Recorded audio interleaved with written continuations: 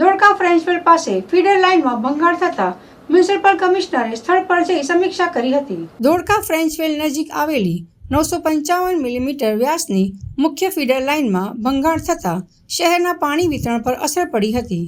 Feeder લાઇનમાં ભંગાણની જાણ થતાં રવિવાર રાત્રે 11 વાગ્યાથી પાણી પુરવઠા વિભાગ દ્વારા તત્કાળ સમારકામની કામગીરી શરૂ કરવામાં આવી હતી. વડોદરા મહાનગરપાલિકાના મ્યુનિસિપલ કમિશનર અરુણ મહેશ બાબુ દ્વારા પણ પાણીની લાઇનમાં ભંગાણને લઈને સ્થળ પર મુલાકાત કરીને જરૂરી સૂચના માર્ગદર્શન કર્યા હતા. શહેરને પીવાનું પાણી પહોંચાડતી ધોળકા ફ્રેન્ચવેલની મુખ્ય લાઇનમાં ગતરોજ ભંગાણ સર્જાતા પાણીનો વેડફાટ થઈ રહ્યો હોય કોર્પોરેશનને યુદ્ધના ધોરણે સમારકામની કામગીરી હાથ ધરી હતી.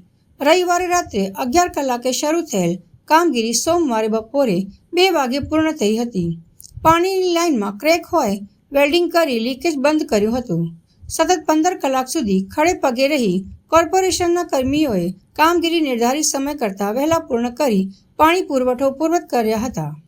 જે સિટીની રિક્વાયરમેન્ટ છે એના પ્રમાણે કરતાં જે સપ્લાય છે એ પ્રોપર છે, પણ ડિસ્ટ્રીબ્યુશન સિસ્ટમમાં થોડું ખામી લાગતું હતું, એટલે અમે ફિલ્ડમાં વિઝિટ ગયા હતા. એક જગ્યામાં લીક હતી, આના કારણે પ્રેશર ઓછું થઈ ગયું હતું સિટીમાં.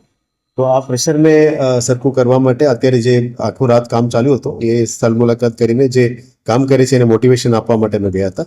સાંજ સુધી એનું પ્રેશર પાછા લાવવા માટે જ આ કામ પ્રયત્ન ચાલતી હતી ગઈકાલે રાત અમે આખો રાતમાં. લગભગ અમે વિચારીએ કે 1 કલાક કરતાં થોડું 15 મિનિટ ઓછું આપશું, પણ સાંજ સુધી પાણી આપવાનો પ્રયત્ન કરી રહ્યા છીએ.